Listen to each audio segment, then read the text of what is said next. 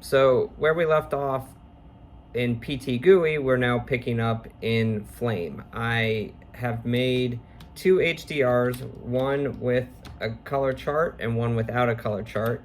As you can see, if I go between the two of them, they are both essentially the same. A little bit of variance happened in just the formatting, and I could have protected for that in PT GUI. I just happened to not do it. So what do we have here? Well, we have the image sequence of what I captured on our hero camera. I've converted it to ACCG, so I just input the color source, which is Rec 709. We're now working in ACCG, which now matches our HDR that we processed from PT GUI. So we're now in the same color space, which is helpful. So we know that at the end of the day, we want to match our HDR to our footage. There's a few ways we can do that. What we can't do is play with any kind of gamma. We're trying to keep this as kind of linear as possible. We can use gain, we can use multiply, but we're going to stick away from anything that's like a huge color correction. The idea being we want to preserve as much of the range as possible, and we're not trying to bake anything in that's going to be kind of, I wouldn't say complicated, but outside of the algorithms that we are working with. So what do we need to do? I have already kind of gone through and I sampled. I usually start with this gray value, so I went in and I kind of took notice of what the values are. You'll see they'll swing quite a bit depending on where I am in the sequence, but what I have here is what I averaged out to for the gray. I also measured a white and a black. So with those kind of documented, it's really as simple as just doing some color correction. We're going to use multiply, and we're just trying to get this gray box to match this gray box right here. So I've already done it. I don't want to necessarily go through the steps again, but it was as simple as just going into multiply and just looking at the sliders and coming up with a value that gets pretty darn close. I also then wanted to get the whites a little bit closer, so I did sample the white right here, took notice of it, again 0.90, 92, 97, that's what's represented here, just so I didn't forget.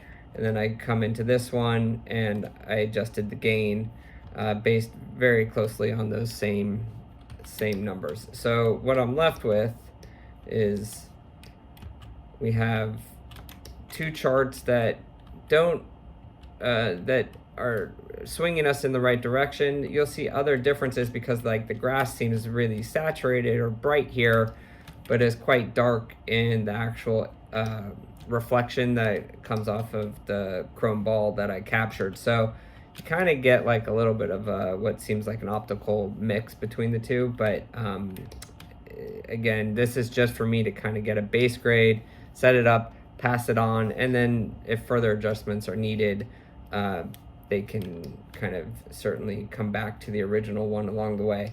I would also say if we're in a situation where you want to start painting things out, this is now maybe an opportunity where you could start to do that. I have, like I said, a little bit of a tripod. We could always go into our map convert, and let's see, we could, a lot of different ways we could paint this, but let's see if we,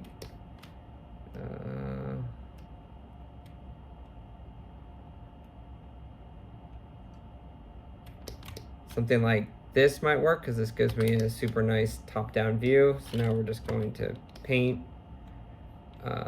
Although let's do it on, well, we'll stay with the one that has the chart all the way through just so we can see what we're doing. So now we'll just go to recursive clone and let's just kind of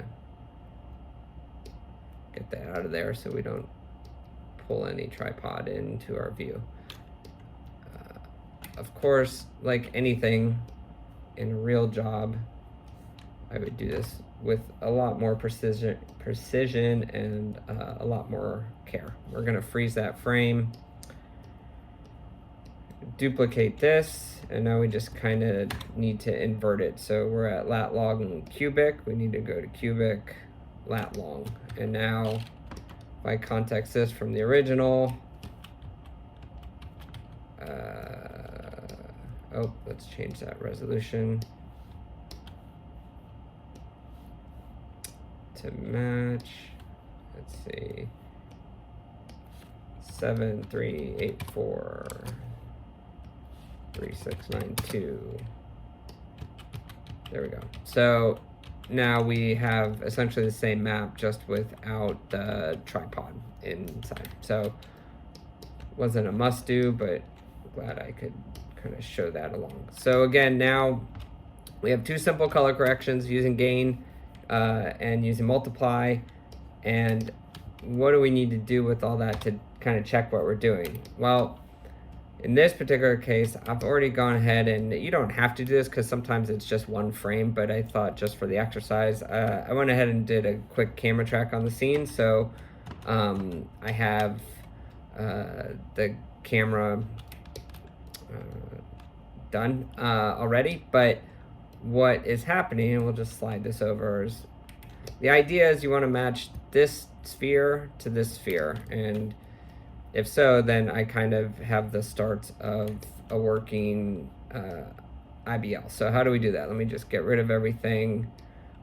This, I will just reset to the default. So we're starting with just a sphere that I loaded. So we have, you know, I just grabbed a sphere, no pole, and this is what we got. What we're gonna do now is, let's just take material, and this is totally fine, and we need a shader. So grab shader. We're gonna make some modifications to this, but we'll do it after we do the IBL. So now we're gonna take the IBL, which is our HDR.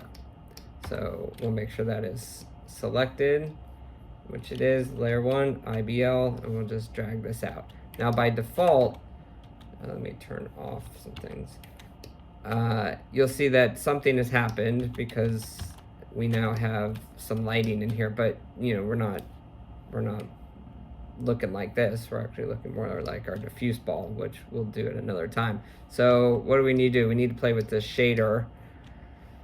We know that this is a purely metallic surface, so we're gonna take this all the way up. We can see that it's being quite diffused and rough. We wanna make it as smooth as possible. And now we have very much the start of what we're looking at, but we are backwards. So this is what makes this slate so helpful, is that it really does take out the guesswork of orienting the HDR. So that's, I think, one of the hardest things that people seem to have to do, is to kind of line up to make sure that you are in the position that the set was in when the HDR was taken. So this slate really does a lot of that work for you. It obviously, with the gray ball, shows you kind of the general lighting and the breakup of the scene.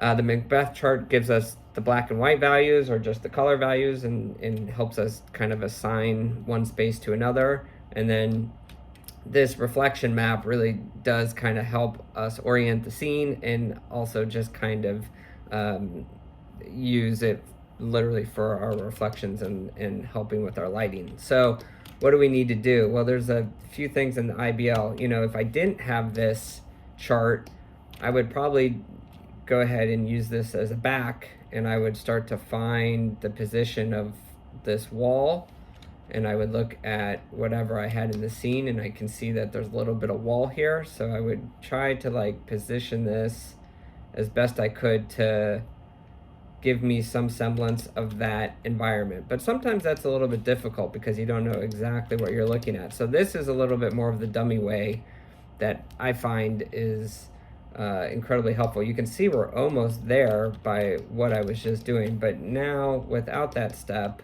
without turning on use this back, I have something really easy to line up to. So I can just be a little bit more gestural in this particular sense and really start to, you know, just dial it a little bit more based upon this light. Now I'm just going to lay it over top, and I see my cube's not, or my sphere's not exactly in the right place, but it's pretty darn close for this test. And now just dial a little bit more. Does not need to be perfect. I mean, again, this is going to be passed on to someone else. This is kind of more just for my take, just a proof of concept. So I can see that it's pretty darn close. Let's see how it moves in the scene. Yeah, that seems good. And I would just test it out real quickly. Let's see if I have anything. Let's just grab some points over here. Create some scene trackers. So now we have an object. Let's see. Let's grab. How about, I'll just take the teapot, and we'll have to do similar steps, but good to see. Now, one thing you'll notice immediately is that it's not on the ground. So we're gonna have to orient this a little bit, even for this test. So we will rotate that 90 degrees. Looks like this wants to be 90 degrees. And then we'll take the center down and just kind of move it over and then scale it way down. Let's see how that, okay. For now, that is, oops, gonna be totally fine. So now, just to kind of test this out, just test this lighting in general, let's put this back to 100.